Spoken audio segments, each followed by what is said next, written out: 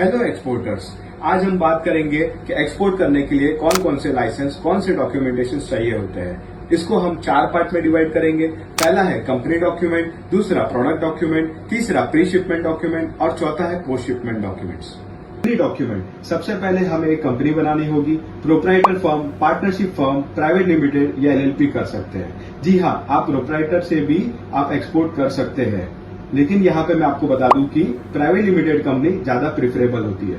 Second, GST registration, ये हर import में और एक्सपोर्ट में जरूरी होता है। Third, MSME. एमएसएमई का फायदा यह है कि इसको गवर्नमेंट सपोर्ट करती है और इसमें काफी सारे डॉक्यूमेंट एग्जम्प्ट हो जाते हैं। फोर्थ, इंपोर्ट एक्सपोर्ट कोड, इससे हर क्रॉस बॉर्डर ट्रांजैक्शन लीगल होता है। फिफ्थ, आइस गेट रजिस्ट्रेशन, यहाँ पे हमें शिपिंग बिल और बिल ऑफ एंट्री फाइल करनी होती है। Six, AD code and IFC code, ये कोड हमें कस्टम हाउस में रजिस्टर करना होता है और इसमें हमें इंसेंटिव्स और ड्यूटी ड्रॉबैक मिलते हैं। सेवेंथ, आरसीएमसी सर्टिफिकेट, 35 टाइप्स के ऑर्गेनाइजेशन है जो आरसीएमसी सर्टिफिकेट इशू करते हैं। फॉर एग्जाम्पल अपेडा, जो एग्रीकल्चर रिलेटेड प्रोडक्ट्स में डील करता है। APEC for apparel industry, Pharmexcil for pharma products. अगर हम इसमें रजिस्टर करते हैं तो रजिस्ट्री हमें क्या करती है, हमें बायर्स फाइंड आउट करने में हेल्प करती है और हमारे रेस्ट्रिक्टेड प्रोडक्ट्स को ऑथराइज करती है इंपोर्ट या एक्सपोर्ट करने में। सर्टिफिकेट, अगर आप एक मर्चेंट एक्सपोर्टर है तो आप ये सर्टिफिकेट लेके अपना जीएसटी ब्लॉक होने से बचा सकते हैं। आपको 0.01% पे आपको प्रोडक्ट मिल सकता है फ्रॉम मैन्युफैक्चरर। अब हम बात करेंगे प्रोडक्ट डॉक्यूमेंट पे। सबसे पहले आता है ट्रेडमार्क। अगर आपको आपका एक ब्रांड लॉन्च करना है तो आपको एक ट्रेडमार्क रजिस्ट्रेशन करवाना होगा और इससे आपकी कंपनी लीगली प्रोटेक्टेड भी होगी। सेकंड है ISO certificate. ISO 9001, 22000, FDA, GMP, हलाल, ये सभी फूड कैटेगरी को लगता है। सेकंड, अगर आप कोई आईटी कंपनी हो तो आपको आईएसओ 9001, 27000 सर्टिफिकेट लेना बहुत जरूरी है।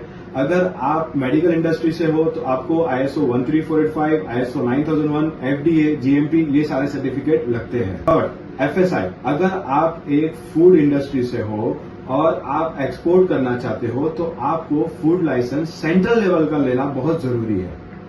फोर्थ, लीगल मेट्रोलॉजी, अगर आप आपका प्रोडक्ट कोई पैकेजिंग फॉर्म में लाना चाहते हो, इस तरह से आप पैकेजिंग फॉर्म में अगर लाते हो तो आपको सारी जानकारियां देनी होगी। मार्केटेड बाय किसने किया हुआ है, मैन्युफैक्चरिंग किसने किया है, एमआरपी क्या है, वेट वगैरह क्या है, ये अन्य सारी जानकारी बहुत इंपॉर्टेंट होती है। आपको इसको लीगल मेट्रोलॉजी में रजिस्टर करना होता है। थर्ड, अब हम प्री शिपमेंट डॉक्यूमेंट्स पे बात करेंगे।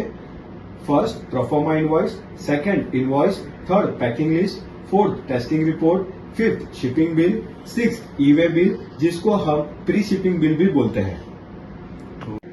फोर्थ, अब हम पोस्ट शिपमेंट डॉक्यूमेंट पे बात करेंगे।